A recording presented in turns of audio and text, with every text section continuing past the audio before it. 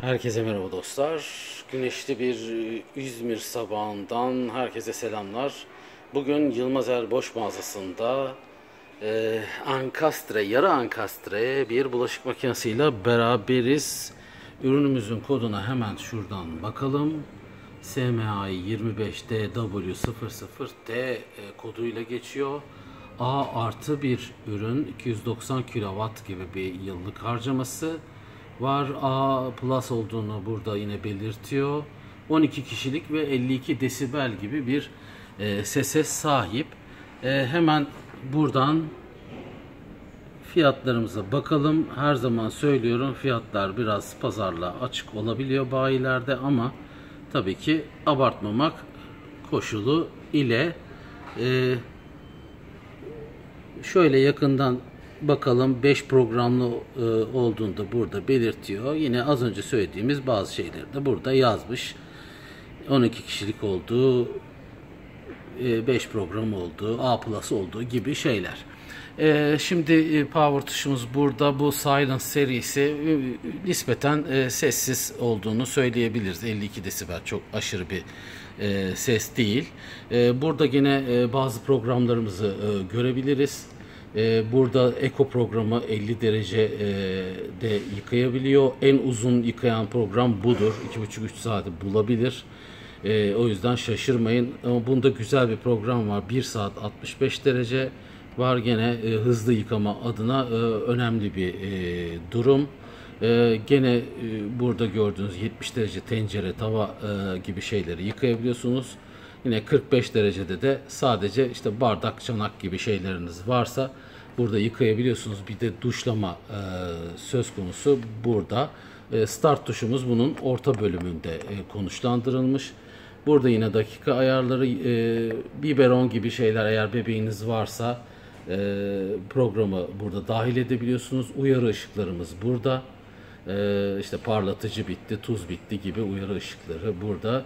Eğer yarım yük, yarım doluysa yine bu tuş aracılığıyla aktive edebiliyorsunuz.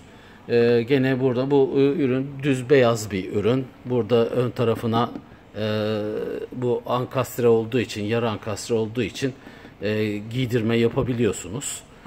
İsterseniz hep beraber içine bir göz atalım. Şöyle göstermek istiyorum. Gördüğünüz gibi artık taban tamamen çelik. Eskiden Polinox denilen bir malzeme kullanılıyordu. Bazen pek hoş karşılanmıyordu ama bu üründe de görüyorsunuz çelik. Burada yine bir sepetimiz söz konusu. Sepetimiz de burada delikli, ne kadar kullanılmasa da söz konusu. Burada yine şuradaki bölümleri yatırabiliyorsunuz. Ya da kırabiliyorsunuz. Benimki gibi. Şöyle rahat rahat yatırabilme şansına sahipsiniz. Tabii şu anda yatıramıyoruz. Gene üst bölüme geçelim isterseniz. Üst bölümde de şurada bazen şu gördüğünüz malzeme daha beyaz olabiliyor, kötü görünebiliyor. Bunda yine parlak metalik bir görüntüsü var. Çok hoş görünebiliyor. Şurada fincanlıklarınız var. Açıp kapatabiliyorsunuz ve rahat rahat yerleştirebiliyorsunuz. Üst tarafta yatan herhangi bir materyal görünmüyor. Yine pervanemize şuradan bakalım. Şöyle konuşlandırılmış. Aşağıda gene tuz ve filtreler var. Filtre çıkıp temizlenebiliyor. Tuz haznemiz de şurada. Yine tabandan her yer görüyorsunuz çelik.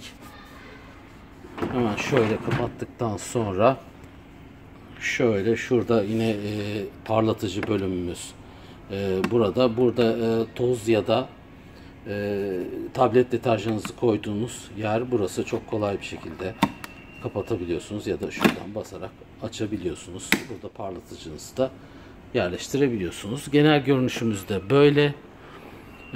Şurada lastik contalarımız yine mevcut. Şöyle genel bir görünüş olarak tekrar uzaktan bakalım. Ön giydirmenizi yaptıktan sonra mutfağınıza tam uyumlu bir yarı ankastre ürüne sahip olmuş oluyorsunuz. Bu ürünle ilgili yine söyleyebileceklerimiz şimdilik bu kadar. Her zamanki gibi bizi beğenmeyi, abone olmayı, abone ol butonunun yanındaki çanı tıklamayı lütfen unutmayınız. Siz beğendikçe bu tanıtımlar yukarıya çıkacak ve daha çok sizler için iş yapabilme olanağına sahip olacağız.